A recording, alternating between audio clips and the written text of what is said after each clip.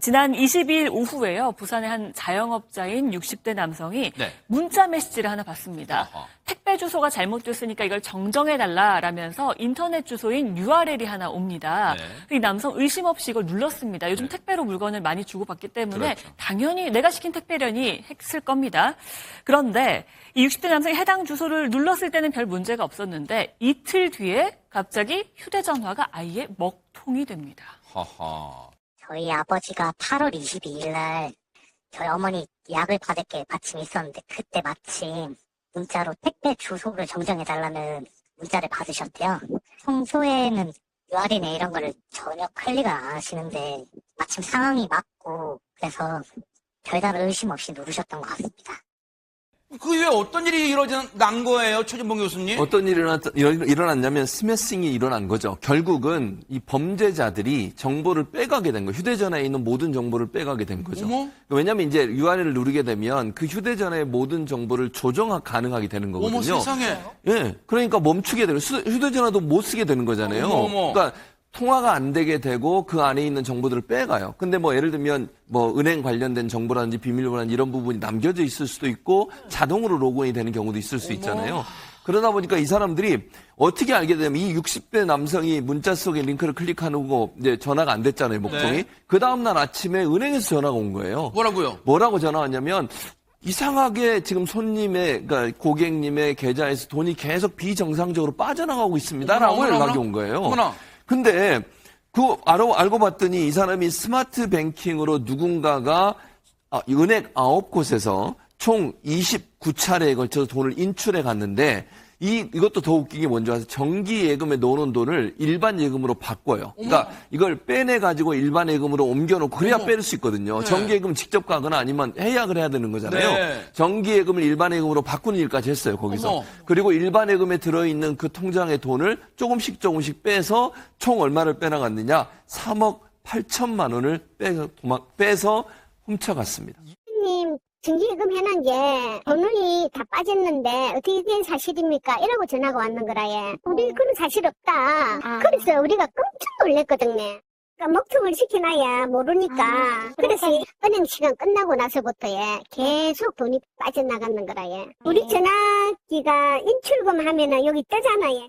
아버지가 저희 가족 부양하면서 거의 평생에 걸쳐서 모으신 돈인데 이렇게 한순간에 날아가서 좀 많이 힘드신 것 같습니다. 저는 정말 남일 같지가 않은 게 이 뉴스가 기사화되자마자 제 주변 난리가 났어요. 제 딸도 엄마 조심해라고 오고 동창도. 왜냐면 5, 60대들 되면 우리도 스마트하다면서 뭐 인터넷 폰 뱅킹에 입금했어 지금 뭐 이런 걸로 당시 굉장히 젊고 MZ세대 부럽지 않다는 자부심을 갖고 있었는데 너무 스마트하다 보니까 의심 없이 누르다가 60대는 평생 모은 재산이거든요. 날아갈 수 있기 때문에 거듭 강조드리지만 이런 거 날아오면 무조건 누르시기 전에요. 그 전화번호, 다른 전화로 그 전화번호가 맞는지 좀 알아보셔야 되고요. 우리 스스로가 주의하지 않는 한 계속 진화되거든요. 악성범죄는. 각성 또 각성해야 될 때가 된 것 같습니다. 그런데 앞서도 피해자분 얘기 들으셨잖아요. 보통 우리가 요즘은 이 은행이 그런 서비스까지 해주잖아요. 내 계좌에 돈이 입금되면 문자로 띵동 얼마가 입금됐으면 나가도 띵동 얼마가 인출됐으면. 그런데 최정화 기자님, 이 피해자분의 휴대전화가 먹통이 돼서 그랬을까요?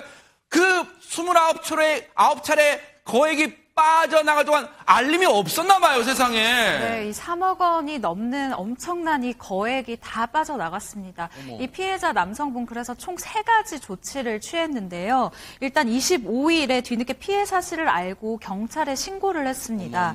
그리고 두 번째로는요. 해당 은행에 이 본인 명의 계좌 지급 동결 조치를 취했습니다. 그리고 이 먹통이 된 휴대전화를 수리하고요. 세 번째로 이 신분증 분실 신고 및 재발급까지 받았는데요.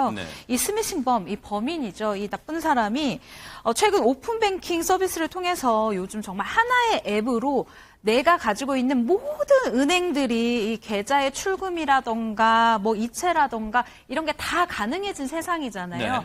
아마도 이것을 노리고 모든 은행에 있는 돈을 다 빼간 게 아닌가라고 추측이 되고 있습니다. 지금 3억 8천만 원 빠져나간 거 경찰의 도움으로 이거 찾을 수 있을까? 이게 제일 관심일 것 같아요. 어떻습니까? 이 부분. 일단 통신사기 방지법에 따르면 보이스피싱, 스미싱이 발생했을 때는 피해자가 자신의 계좌 은행에 지급 정지를 신청할 수 있고 그 사유가 합당하다면 은행은 지급 정지를 하게 됩니다. 이미 돈이 상당 부분 빠져나간 상황으로 보이는데 이 신청을 접수한 은행은 일부 피해금이 송금된 계좌 은행에 역시 지급 정지를 요청하여야 하고 그 사유가 합당하다면 그 상대방 계좌의 은행도 지급 정지를 하여야 합니다.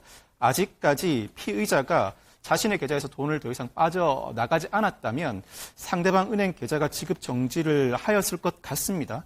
일반 사기에 없는 특유한 제도인데 이 보이스피싱이나 스미싱은 모르는 사람 간에 순식간에 돈을 가져나가는 특성이 있어서 이와 같은 제도를 별도로 마련해 두고 있습니다만 이미 다 가져갔다면 수사를 통해서 피해자를 잡지 못하는 한 돈을 돌려받기는 어렵다고 할 수 있습니다. 세상에.